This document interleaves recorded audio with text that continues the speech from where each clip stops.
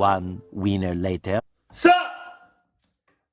Thank you for the recommendation. I appreciate you. Keep the recommendations coming. You know who you are. And I'm open to any other reaction suggestions. Sup, though?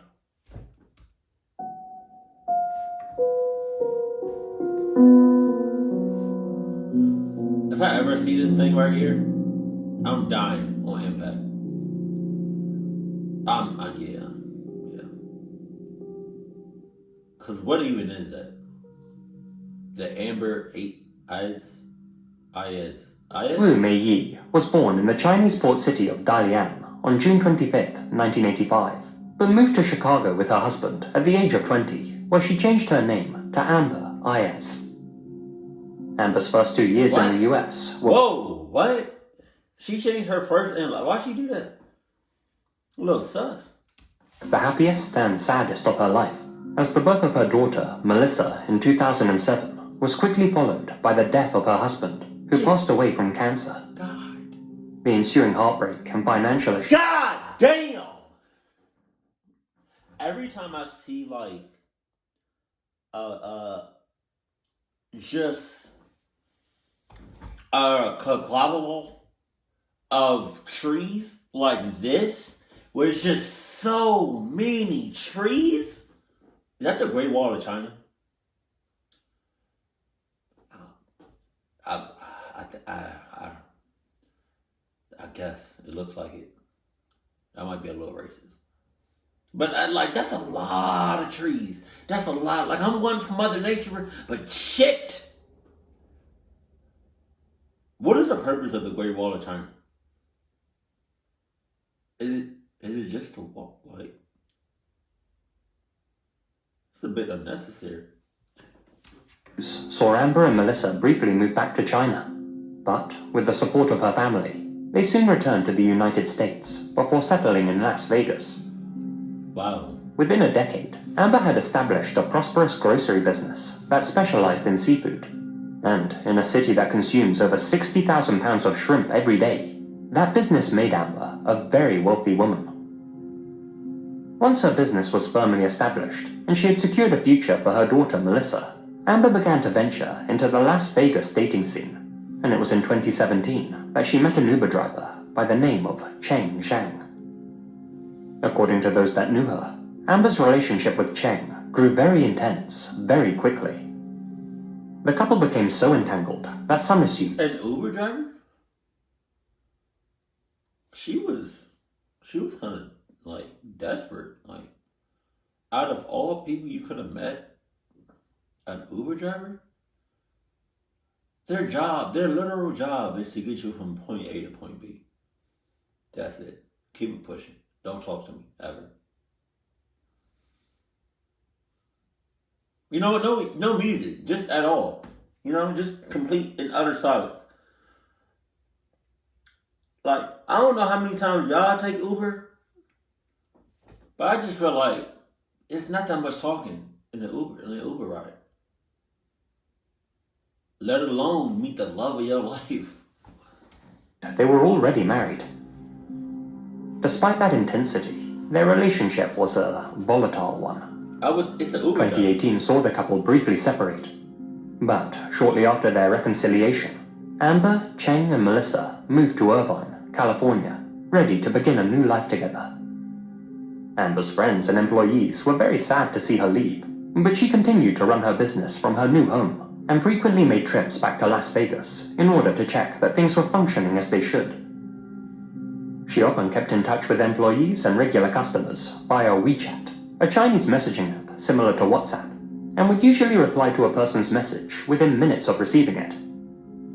So, in November of 2019, when Amber suddenly stopped replying to messages and returning phone calls, those that knew her became very worried. On November 22nd, Amber had been on her way back to Irvine from Las Vegas with a car packed full of fresh fruit and seafood. Cheng had expected Amber to return to their Mitchelson Drive apartment in the mid-afternoon and became concerned when she failed to arrive when expected. Then... It's the Uber driver. What's his name? Chang? He the one that set this up. He a little sus and in cahoots.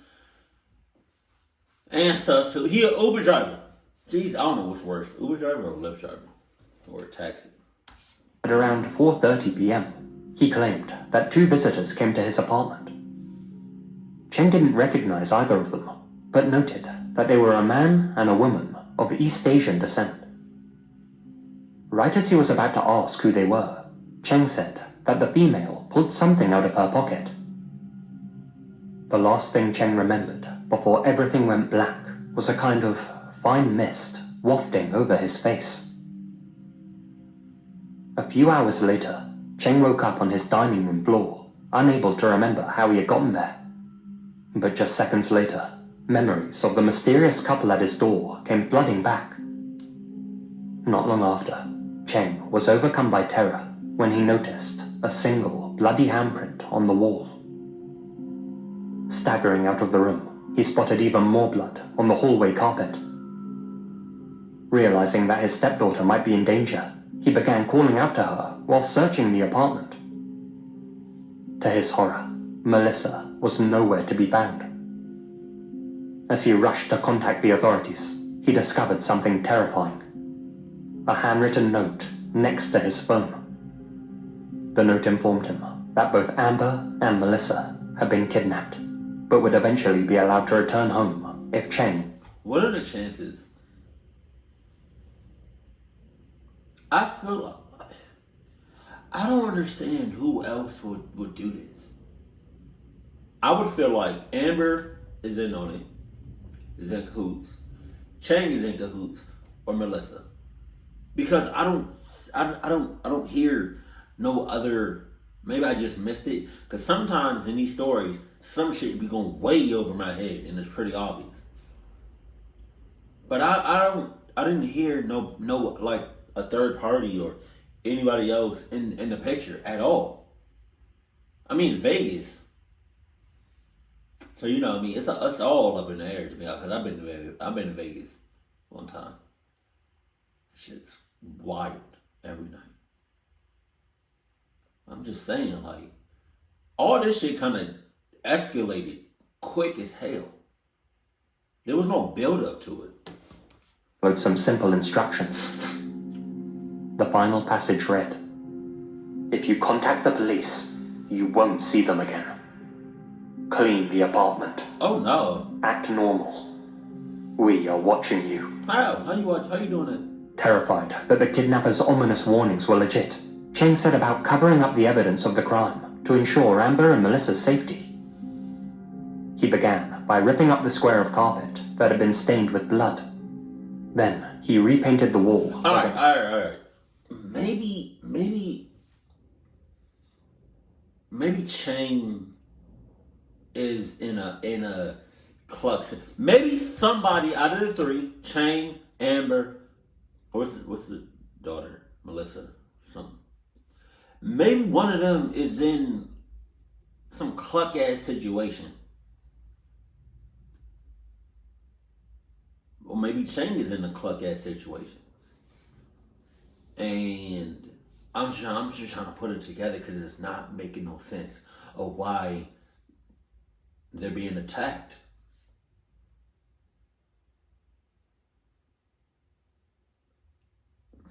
Maybe somebody's in a cluck ass situation and they're trying to run away, but they can't. So they got other people involved. The handprint had been. He also contacted Melissa's school, claiming she wouldn't be attending class due to serious illness, and even impersonated Amber using her WeChat account to assure her customers that she was fine. Over the days that followed, as Cheng continued to obey the hostage-taker's instructions, a series of anonymous letters were slid under his apartment door while he was out. Oh, yeah? One assured him that his behavior was being closely monitored. Another told him that if he continued to keep the ordeal a secret for just a few days longer, Amber and Melissa would be released. On the 5th day, another anonymous note arrived. This one instructed Cheng to leave town for a few days so that the hostage-takers could access the apartment. Cheng capitulated and drove over to a relative's house in Las Vegas under the pretense of a surprise visit. For the next 2 days, he continued to hide the truth regarding the disappearance of his partner and stepdaughter, acting completely normal before driving back to his Irvine apartment. When he arrived home, another note awaited him. One which read, "They are fine. Clean the carpet again. Clean the house again. Again. You will see them Monday." Cheng patiently waited for the return of his family. But when Monday came and went, and he still hadn't received any kind of update, his worry turned to panic. As the situation dragged into its 3rd week, and the hostage takers still hadn't made contact, Cheng began to fear the worst. On December 2nd, 2019, Cheng Zhang finally contacted the Irvine Police Department and reported that his family had been taken. At first, the detectives found Cheng's story extremely suspicious. Due to how long and convoluted it was, they believed it sounded an awful lot like a cover story, and initially considered him the prime suspect in his family's disappearance. I'm saying. However, following an extensive 44-day period of constant surveillance, a complete search of his apartment, and over 40 hours of thorough interviews with friends and family, Cheng was, amazingly, ruled out as a possible suspect, and his story was deemed to be credible. Sections of the blood-stained floorboards Cheng had scrubbed and covered up were sent off for laboratory analysis, and a DNA test confirmed that the blood belonged to Amber. Cheng seemed distraught at the idea of his partner being injured during the kidnapping. But, despite the convincing levels of grief that he displayed, a few things just didn't add up. Firstly, Cheng appeared to have what's known as a defensive wound on his hand, and although he said the cut came from a slip of a knife while cutting meat, the slice resembled the kind incurred during a confrontation. Secondly, a number of Cheng's neighbors had witnessed him hauling one large cooler and one large storage container out of his apartment and down to a waiting truck. When asked about this by police, Cheng claimed that he had just been cleaning the apartment like the perps had instructed. Another aspect of Cheng's story, which seemed odd, was his claim that he had been knocked unconscious by some kind of aerosol. He was adamant that a female stranger had sprayed him in the face with something and dismissed the idea that she had used a chloroform-soaked rag. Investigators deduced that it was possible she had used the anesthetic spray, halothane, which can render a person unconscious almost immediately. But the thing is, halothane is not exactly an over-the-counter substance in the US. In fact, it's extremely hard to get a hold of. However, one country has a long history of using halothane during espionage operations. And would you believe it? That country is the People's Republic of China. But what would the Chinese government want with a young businesswoman and her 12-year-old daughter? And had they been murdered? Or were they being held prisoner somewhere? A considerably less fantastical explanation for Amber's kidnapping could well be her financial situation. Amber had convinced almost everyone, including Cheng, that she was a very wealthy woman with millions in investments and 6 figures in her bank account. Damn. Despite those claims, however, the investigators uncovered that she had vastly exaggerated her success. The truth was, her bank accounts were drained, and her business was on the verge of collapsing. Jesus. This raised some interest. Not. She was giving the people fake sushi. Come on, Mom. Not she was giving the people the fake, yeah. That's the start. Can you imagine? I worked at Chipotle for 7 years. Can you imagine? I don't know if you've ever been to Chipotle, but they're all about real ingredients, fresh ingredients. My ass. I mean, it's real, but I don't know about that fresh part. You know how many times they use like the leftovers from last night in the morning? If you ever go to Chipotle, do not go as soon as they open. Go like 1 or 2 o'clock in the afternoon. Because I promise you, they reusing the same food from last night. But can you imagine, like the real ingredients and like the chicken, the steak, the pork, all that? It's not even real. Can you imagine? Why is she on me? Why is she on me? Mamas. Is that a lawsuit?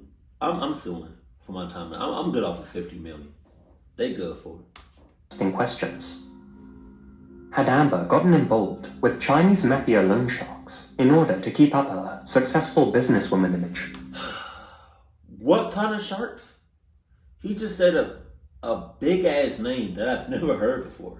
However, the investigators uncovered that she had vastly exaggerated her success. The truth was, her bank accounts were drained, and her business was on the verge of collapsing. This raised some interesting questions. Had Amber gotten involved with Chinese mafia loan sharks in order to keep up her successful businesswoman image? Chinese what? Had she upset the wrong people with her deception? Did her captors think that she would pay for her and her daughter's release with money that, in reality, she didn't have?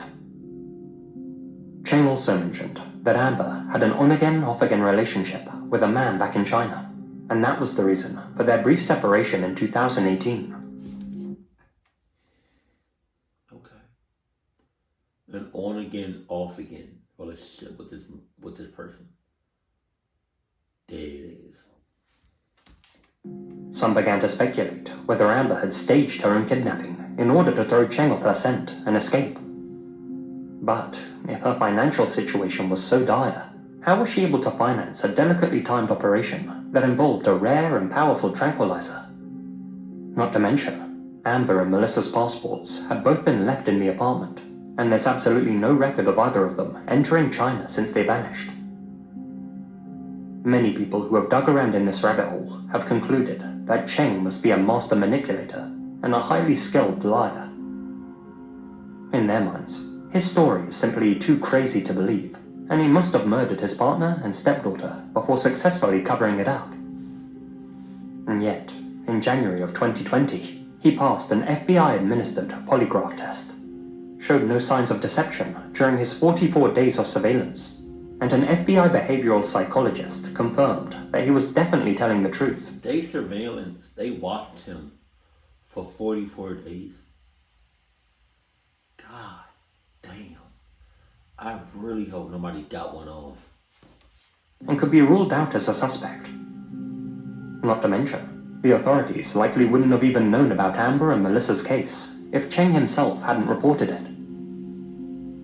If Cheng is indeed telling the truth, it makes for a terrifying story, and might well constitute either a human trafficking ring, or even an act of espionage on American soil.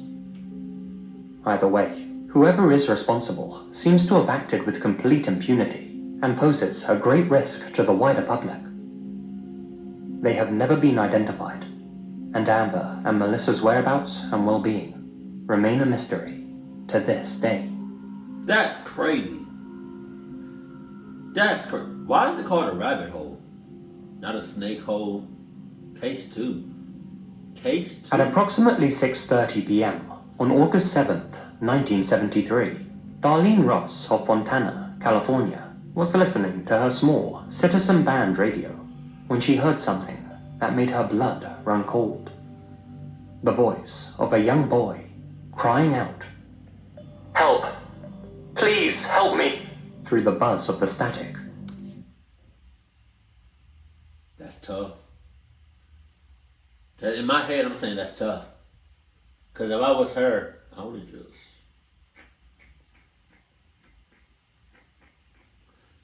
Granted, I have the radio, I have the box turned up all the way so people within, a few feet of me can hear what's going on.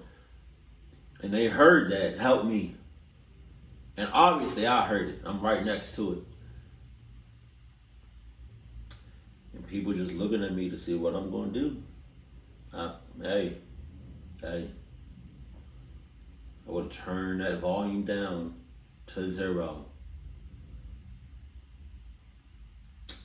And just would have been, I would have made my own noise. I would have been, help me! Help me!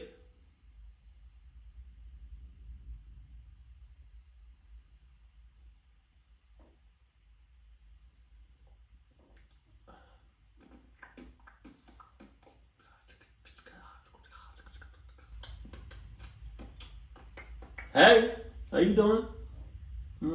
No.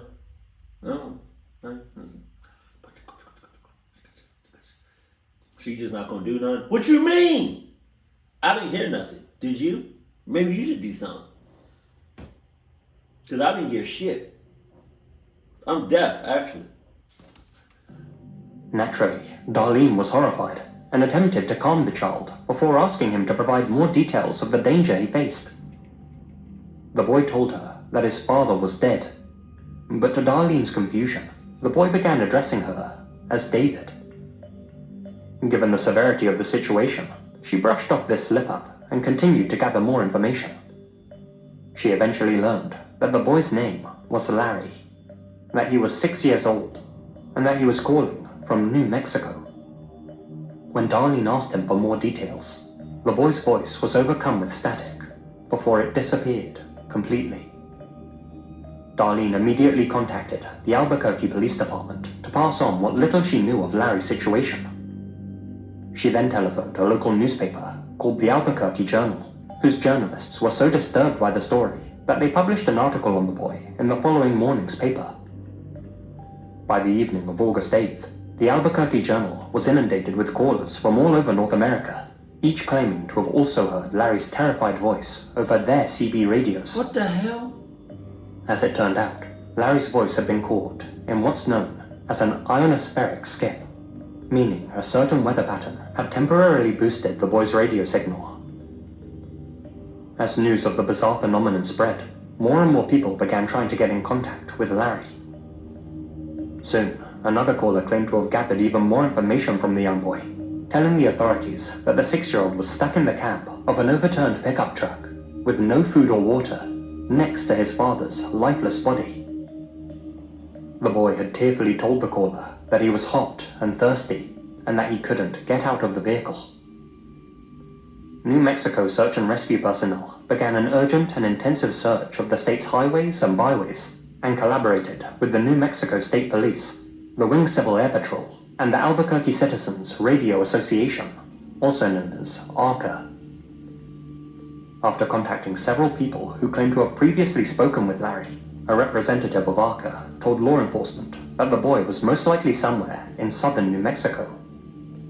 In response, the Civil Air Patrol scoured the region from the air, using aircraft equipped with state-of-the-art radio direction finders, while state police and civilian volunteers combed through the foothills of southeast Albuquerque's Sandia Mountains.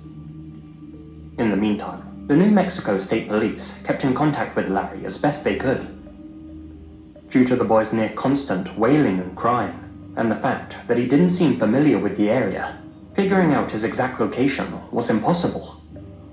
However, thanks to the help of amateur radio operators, investigators were able to pinpoint Larry's radio signal to just south of a cement factory in a place known as Tijeras Canyon. A small army of search and rescue personnel assembled at the factory, but failed to locate Larry in any of the derelict trucks or cars. The Civil Air Patrol then sighted an abandoned truck just east of the Manzano Mountains. As the sun began to set on August 8th, Larry, who was still on the radio, was asked to yell into his microphone if he could spot the landing lights of a plane over the Manzanos.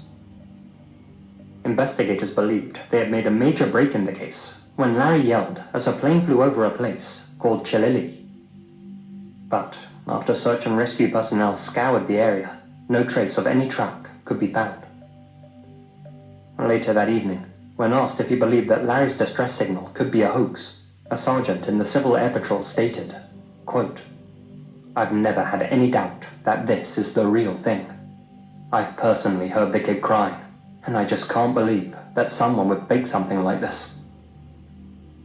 By Thursday of August 9th, increasingly desperate search teams were following every lead, no matter how far-fetched, as the extreme heat of southern New Mexico meant that anyone trapped without water was in extreme danger.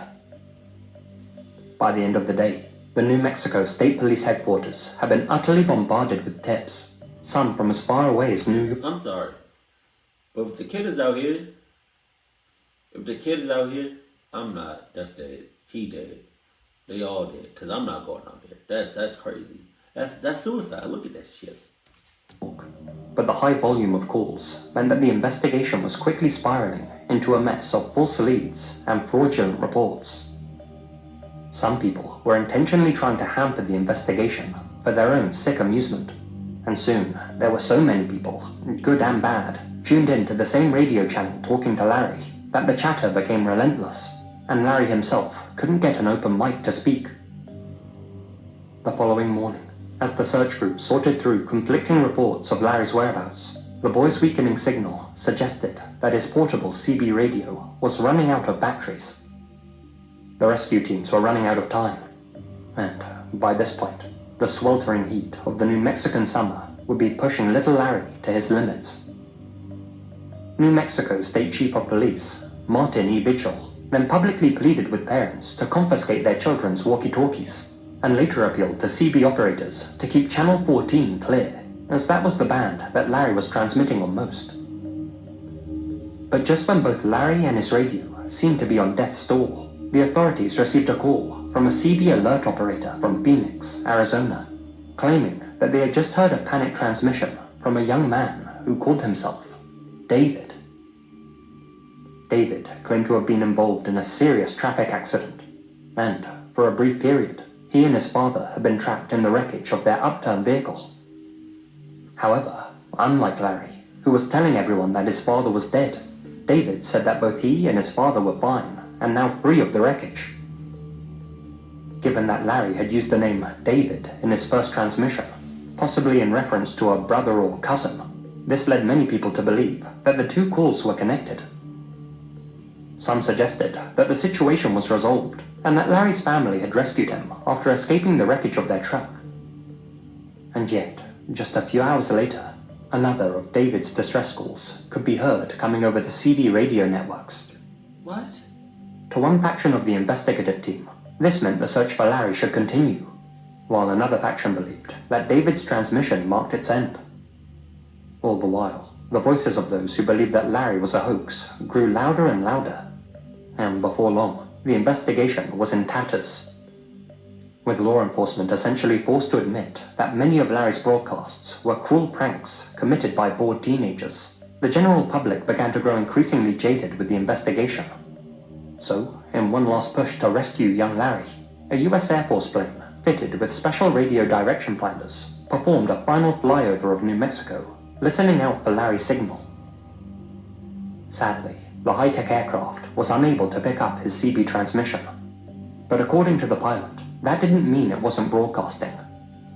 If a CB radio network is too busy, it's just too difficult to scan for singular transmissions, and there was still a slim chance that Larry was still alive. Shortly afterwards, investigators were angered and appalled when a boy in Phoenix, Arizona, confessed to being behind the David transmission. Oh, God. Meaning the investigation had stalled over nothing but a cruel prank. Just 5 days into the operation, search... A prank?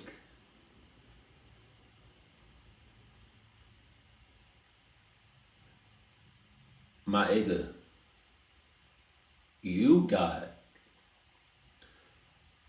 I gotta put mamas down for this. Hold on, I'm sorry, mamas.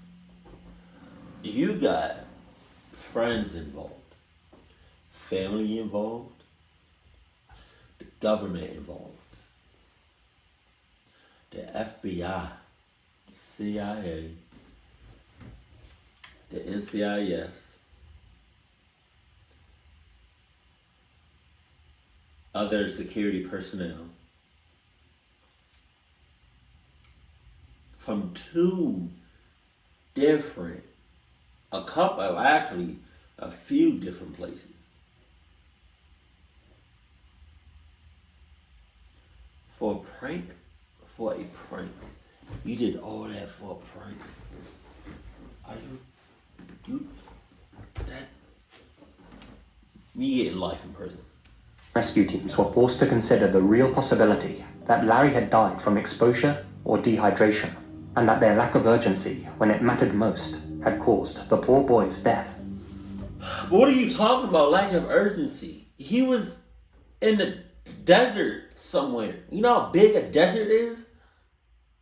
He was out there in an open field, like. Let me go back. I'm at 2018. Alright. He was somewhere. Look at that shit. Look at all of this. He was somewhere out here. Talking about lack of urgency. Clock you. Into the operation, search and rescue teams were forced to consider the real possibility that Larry had died from exposure or dehydration, and that their lack of urgency when it mattered most had caused the poor boy's death. By the end of the investigation, hundreds of police officers, National Guardsmen, and civilian volunteers utilized over 22 different aircrafts to scour the southwestern United States, but not a single trace of lost boy Larry was ever found. The search for Larry ended up being one of the most expensive search and rescue operations in New Mexican history, costing the equivalent of $750,000 in today's money. Many have lamented that such a huge amount of money was spent investigating nothing more than a prank, while others have accused those crying hoax of trying to shield themselves from the grim reality that a young boy perished in the hot New Mexican sun. After all, the voice was definitely that of a young boy's. Larry had been crying over the radio near constantly for 3 to 5 days, begging for help. Oh my God. If this was a hoax, the kid behind it had been extremely dedicated. Since no other voices were heard coming from his end, you'd think that the boy would get bored of carrying on a prank like this by himself for hours every day. And yet, he continued. He'd also have had to have been unsupervised for all of that time. It's possible the only reason Larry never told anyone his surname or home address was because of his age. That's to say, he may have been even younger than 6, and lied about his age as not to get in trouble for using his father's radio. I did not know he was 6. He may also have been so young that he didn't even know his address. What's more, it's totally possible that he was trying to answer some of the questions posed to him, but so many people had hopped on the same radio channel that Larry's voice just got lost in the crosstalk. A journalist from the Albuquerque Journal later wrote, "Larry was never found, but because of that search, numerous other lives have been saved." She was referring to the New Mexico Search and Rescue Council, who had since dedicated themselves to learning the lessons that Lost Boy Larry had taught them, which improved the state's search and rescue methods in turn. This meant that even if Larry's radio transmissions had all been a cruel and elaborate hoax, the end result was a net positive for the state of New Mexico. But if a young boy really did have to die in order for such a system to be put in place, it's as heartbreaking as it is horrifying to be reminded that some rules are written in blood. I can't get over the fact that it could have been a possible prank. You got everybody and their mama looking for this boy who is 6. Hey guys, in the dark. Alright, bet. Alright, good luck. You got everybody and their mama looking for this boy who is 6 or younger. Everybody and their mama. Across the whole southern United States. All because it was a prank? But we don't really know. That's crazy. That's crazy. My eyes, this pollen is just killing my right eye. I still feel like the first story was just crazy. Because there was no build up to it. It's just like, it was just like one second they were a family. And then the next second they were split up, impossible murdered. That's crazy. I feel like the Uber driver was in cahoots. But then again, wasn't it Amber from the first story? She had an ex. So I don't know. He could have did the shit. But that's crazy. That's crazy. Both of these stories is crazy as hell. Because I'm not about to look for anybody, one person, all in here. That's dead. That's dead. I'll be looking for you for like 30 minutes. I'm going to pass out. Jesus. Keep it cool, keep it classy. And I love you. Stay happy, my family. My eyes.